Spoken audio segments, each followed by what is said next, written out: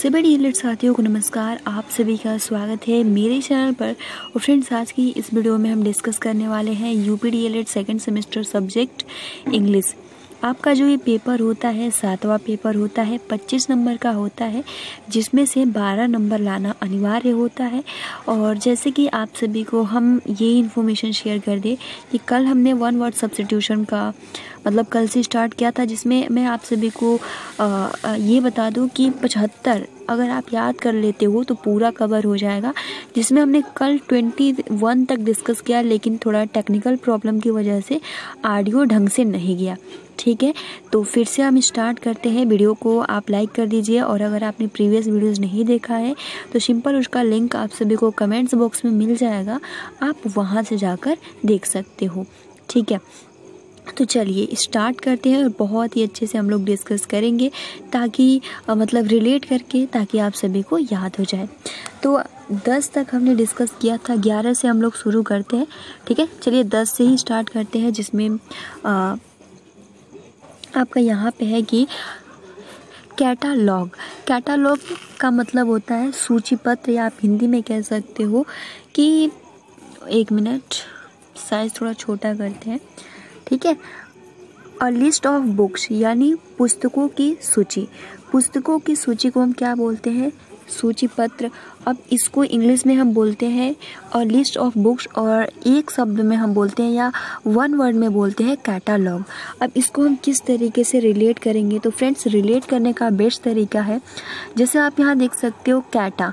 कैटा यानी मैंने कल भी आप सभी को बताया था, कैटा यानी बुक। ठीक है, कहीं कहीं पे बुक को कैटा भी कहा जाता है, और लॉग यानी बहुत सारे कैटा है और उनको लॉक करके रखा गया है, तो उसको हम क्या बोलते हैं? सूचीपत्र तरीके से, या पुस्तकों की सूची। ठीक है, अगला है सेंचुरी। सेंचुरी का मतलब होता है शताब्दी, या आपने सेंचुरी भी सुना होगा। फिलहाल इसको हम पढ़ेंगे सेंचुरी, यानी इसका मतलब होता है 100 वर्ष के बाद किया गया समारोह को हम बोलते हैं शताब्दी। Celebration of 100th year. ठीक है, इसको हम वन वर्ड में कहेंगे सेंचुरी। तो ये वेरी सिंपल है, याद हो जाएगा। उसके बाद देखिए कॉलिग। कॉलिग भी हम बोलते हैं सहकारी, सहयोगी, ऑफिस में काम करने वाले जो भी होते हैं। ठीक है, उसी को हम सहकारी या सहयोगी बोलते हैं।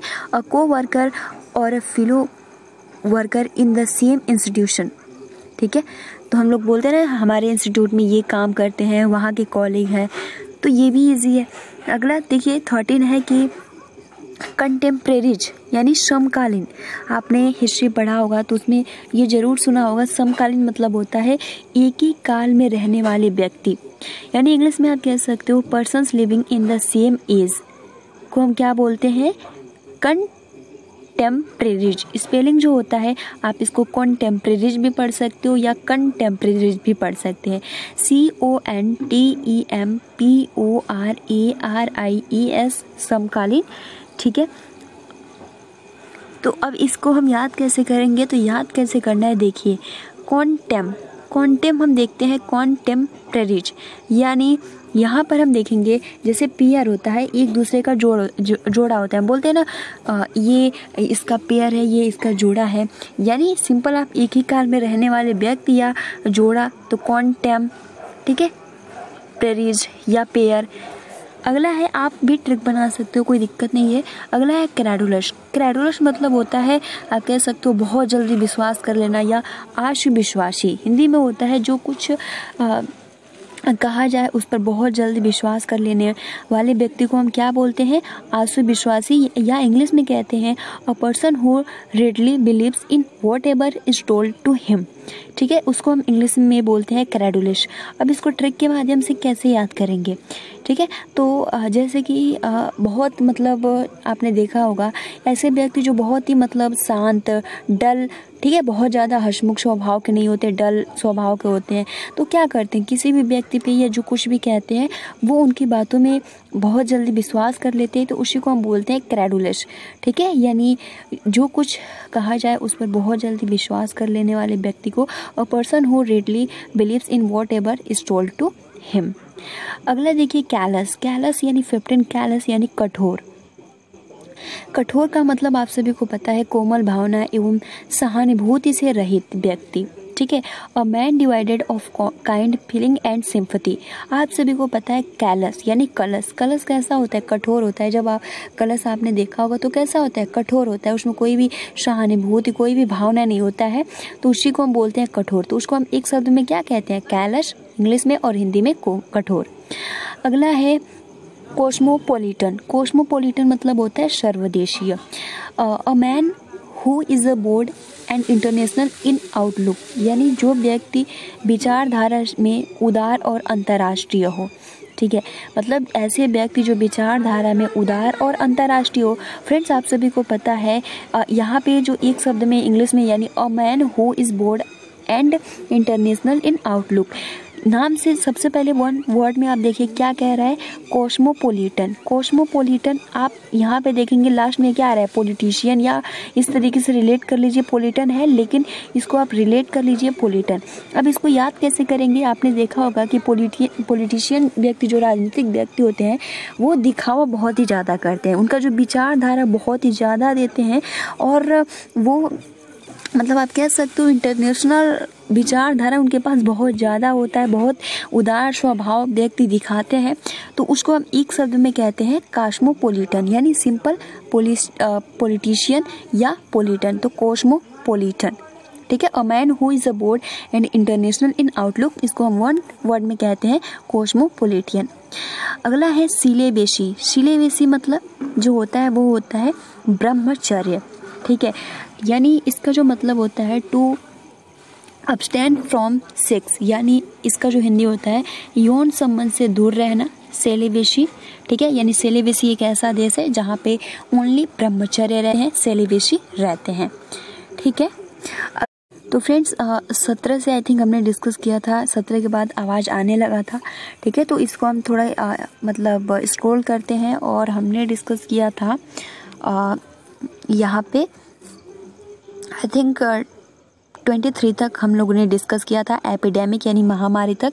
ठीक है, यानी आप कह सकते हो ऐसा महारोग जो एक बड़े क्षेत्र में एक साथ फैल जाए, उसी को हम क्या बोलते हैं? महामारी, और इंग्लिश में बोलते हैं एपिडेमिक। ठीक है, अब चलिए हम 24 से डिस्कस करते हैं, जिसमें आप लोग जो क्वालिटी है इसको 720 पी कर लीजिएगा, क्लियर आएगा। ठीक है, अब देखिए यहाँ पे 24 जो है वो है एक्सटेम्पोर। एक्सटेम्पर मतलब होता है तत्काल भाषित। अब यहाँ पे मतलब होता है तत्काल भाषित, यानी बिना कह सकते हो कि बिना पहले से तैयार किया हुआ, यानी पहले से कोई भी भाषण आपने देखा होगा कि अचानक ऐसा होता है कि आपको इस टॉपिक पे बोलना है, तो उसको हम क्या बोलते हैं? एक्सटेम्पर या तत्काल भाषित, अचानक दिया हुआ। ठीक है, और speech made without previous preparation, चूँकि बहुत इजी है। अब ये तो आप बना लेंगे कि यहाँ पे कह रहा है और speech made without previous preparation. ठीक है, अब यहाँ इसको हम रिलेट कैसे करेंगे, ये सबसे ज़्यादा प्रॉब्लम है। तो यहाँ पे देखिए एग्जाम टेम्पर, ठीक है, लिखा है एक्सटेम्पर, लेकिन आपको यहाँ पे क्या करना है? एक्सटेम्पर है, एक से आप एग्ज़ाम निकाल लीजिए, और टेम्पर से मतलब जब एग्ज़ाम आता है तो जो आपका माइंड होता है बहुत ही ज़्यादा टेम्पर, या बहुत ज़्यादा आप गुस्सा हर किसी से कहते हैं यार हमारा प्रिपरेशन नहीं हुआ, इतना जल्दी एग्ज़ाम हो गया, तो एक्सटेम्पर। ठीक है, एक्सटेम्पर देखिए नाम में ही छुपा है, एक्सटेम्पर यानी बहुत ज़्यादा। आपने देखा भी होगा कि जब किसी को ऐसा अचानक कुछ कह दिया जाता है कि आपको इस पे बोलना है, तो बहुत ज़्यादा गुस्सा या टेम्पर टाइप का हो जाता है। ठीक है, तो एक्सटेम्पर यानी तत्काल भाषित, speech made without previous preparation. चलिए आगे बढ़ते हैं। एटिकेट यानी शिष्टाचार, यानी आप कह सकते हो कि शिष्टाचार के स्थापित नियम और तौर तरीके, उसी को हम बोलते हैं एटिकेट, शिष्टाचार। चूँकि हमने मुझे नहीं लगता इसको बताने की आवश्यकता है। ठीक है, एस्टैब्लिश्ड मैनर और रूल्स ऑफ कंडक्ट। इस्टेब्लिश मतलब होता है बढ़ाना, या आप कह सकते हो मैनर, शिष्टाचार, ऑफ रूल्स ऑफ कंडक्ट, यानी आपका जो शिष्टाचार है वो किस तरीके से क्या पूरा होना चाहिए, तौर तरीके क्या होना चाहिए, उनको हम एक शब्द में कहते हैं एटिकेट। इंग्लिश में कहते हैं एटिकेट। स्पेलिंग जो होता है ETIQ, ठीक है, UETTE, स्पेलिंग बहुत ज़्यादा महत्वपूर्ण है, ETIQUETTE, एटिकेट मतलब शिष्टाचार। ठीक है, established manner of rules of conduct. अगला है एपिक्योर। एपिक्योर मतलब होता है अभिजात रुचि, जो श्रेष्ठ रुचि का व्यक्ति हो। A person fond of refined enjoyment, यानी ऐसा व्यक्ति जो बहुत ही ज़्यादा रुचिकर हो, ठीक है, उसको हम बोलते हैं एपिक्योर। और फ्रेंड्स, आप सभी को पता है यहाँ पे एपिक्योर आ रहा है। अब हम ऐसे बोलते हैं ना, एपी प्योर, बहुत ही ज़्यादा प्योर, यानी उसमें बहुत ही ज़्यादा रुचि, आप ये सब तो शुद्धता भरी होता है। उसी प्रकार से अभिजात रुचि, यानी क्योंकि ये प्योर नहीं है, क्योर है, तो प्योर मतलब शुद्ध होता है, क्योर मतलब क्या होता है, रुचि, ठीक है। एपिक्योर, ठीक है। तो आप इस तरीके से भी कह सकते हो, जैसे पिक्चर हम लोग याद करते हैं, तो पिक्चर देखने में हम बहुत ज़्यादा रुचि लेते हैं, है ना। पिक्चर का स्पेलिंग क्या होता है, यही तो होता है ना, PITURE। तो पिक्चर, तो जब हम पिक्चर देखते हैं तो उसमें बहुत ज़्यादा इंटरेस्ट लेते हैं। उसी प्रकार से एपिक्योर, नाम से एपिक्योर, ठीक है। तो इस तरीके से अगला है एक्सोनरेट मतलब क्या होता है, दोष मुक्त, यानी किसी अभियोग में किसी व्यक्ति को बिल्कुल मुक्त कर देना। To free a person of all blames in case, यानी आपने देखा भी होगा कि जैसे अभी बहुत सारे केस के उसी में से कोई व्यक्ति ऐसा होता है जो थोड़ा भी गलती नहीं किया होता है, तो उसको क्या कर दिया जाता है, उसको दोष मुक्त कर दिया जाता है, या उस पर कोई भी ब्लेम नहीं लगाया जाता है, उस पर्सन को छोड़ दिया जाता है। उसको हम एक शब्द में क्या बोलते हैं, तो एक्सोनरेट, यानी आप सिंपल कह सकते हो कि वो उस जोन में नहीं है, ठीक है। एक्सोनरेट यानी वो जो आपका पर्सन है या जो भी पर्सन है जो कुछ भी गलत नहीं किया है, उस जोन में नहीं है, उसको रेट लगाकर और मतलब उसके बारे में जानकर और उसको अलग कर दिया जाता है, साइड कर दिया जाता है। तो ये हमने जाना एक्सोनरेट, यानी उस जोन से बाहर है। अब देखिए फ्रेंड्स, 28 है इरेडिकेट मतलब होता है उन्मूलन का मतलब होता है बुराई अथवा बुरी आदतों को जड़ से उखाड़ना, ठीक है। तो यहाँ पे क्या बोलते हैं, उन्मूलन, यानी जो भी आप में कमी होता है, इरेडिकेट, ठीक है, इसको पूरे तरीके से मतलब हटा दिया जाता है, इरेडिकेट कर दिया जाता है। To root out an evil और एन बैड प्रैक्टिस ETC, यानी जो भी आपकी बैड प्रैक्टिस है उसको पूरी तरीके से जड़ से निकाल कर फेंक दिया जाता है, उखाड़ दिया जाता है, उसको हम बोलते हैं एक शब्दों में इरेडिकेट। अब यहाँ पे हम कैसे याद करेंगे फ्रेंड्स, यहाँ पे देखिए क्या आ रहा है, इरेडिकेट, यानी अब यह बिल्कुल अच्छे से, इसमें कोई भी मतलब बुरी आदत नहीं है, बिल्कुल ये रेडी है, ठीक है। इरेडिकेट अब बिल्कुल अच्छा है, इसमें कोई भी मतलब गलत या कह सकते हो बुरी आदत नहीं है। तो इस तरीके से अब बिल्कुल ये तैयार है, इसमें कोई भी मतलब आप कह सकते हो कि इसमें कोई भी बैड प्रैक्टिस नहीं है। तो इसी को हम क्या बोलते हैं, इरेडिकेट। तो रिलेट कर लीजिए, याद हो जाएगा। अब यहाँ पे देखिए, यानी आप कह सकते हो फास्टिडियस मतलब होता है दुराध्य, यानी जिसे प्रसन्न करना कठिन हो, है ना। तो फ्रेंड, जिस तरीके से आप सभी को पता है, जो रावण का भाई था कुंभकर्ण, उसको वो इतना नींद में था, उसको उठाने के लिए बहुत ही ज़्यादा लोग मतलब बहुत ही ज़्यादा आप कह सकते हो परेशान। तो वैसे व्यक्ति आपने देखा भी होगा, वैसे व्यक्ति आपको मिल जाते हैं जो उनको हंसाने के लिए बहुत ही ज़्यादा मतलब ट्राई किया जाता है कि किस तरीके से उनको हंसाया जाए, बट वो हंसते नहीं है। तो उसको हम क्या बोलते हैं, दुराध्य, या इंग्लिश में बोलते हैं फास्टिडियस, ठीक है। A person difficult to please, मतलब वो जैसे प्रसन्न करना बहुत ही ज़्यादा कठिन हो, उसको हम क्या बोलते हैं, फास्टिडियस, ठीक है। स्पेलिंग जो होता है FASTIDIOUS, स्पेलिंग सीधी है, फास्टिडियस। अगला है फेटलिस्ट मतलब भाग्यवादी, तो आपका भी भाग्य बहुत ही अच्छा है, ठीक है। A person who believes that all events are, यहाँ पे है प्री डिटरमाइंडेड, ठीक है, प्री डिटरमाइंडेड और सब्जेक्ट टू फैट, यानी जो भाग्य को सब कुछ मानता है, उसी को हम क्या बोलते हैं, फेटलिस्ट। तो अब जब भी आपको कोई मिले तो आप कहिएगा यू आर फेटलिस्ट, यानी आप भाग्यवादी हैं, ठीक है, याद कर लीजिएगा, यू आर फेटलिस्ट, ठीक। अब देखिए अगला 31 है ऑनररी मतलब क्या होता है, ऑनररी मतलब होता है अवैतनिक, अ post which does not carry any salary, ऐसा काम जिसे बिना कोई वेतन लिए किया जाए, ठीक है। तो वही तो हम बोलते हैं, ऐसे व्यक्ति जो बिना किसी पैसे लिए और आप पे उपकार कर देते हैं, उन्हीं को हम बोलते हैं ऑनररी, या ऑनर जैसे ईमानदार व्यक्ति।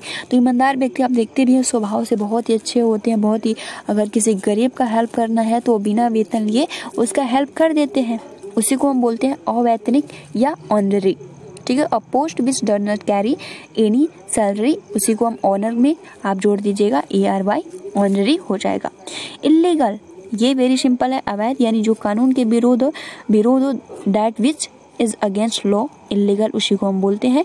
इलिटरेट मतलब क्या होता है, तो इलिटरेट मतलब होता है निरक्षर, यानी जो व्यक्ति न पढ़ सकता है न लिख सकता है, उसी को हम बोलते हैं इलिटरेट यानी निरक्षर। अ person who can not read और राइट, ठीक है, तो ये भी इजी है। उसी प्रकार से हॉस्टिलिटी यानी शत्रुता, यानी इसको हम बोलते हैं दुश्मनी की दशा।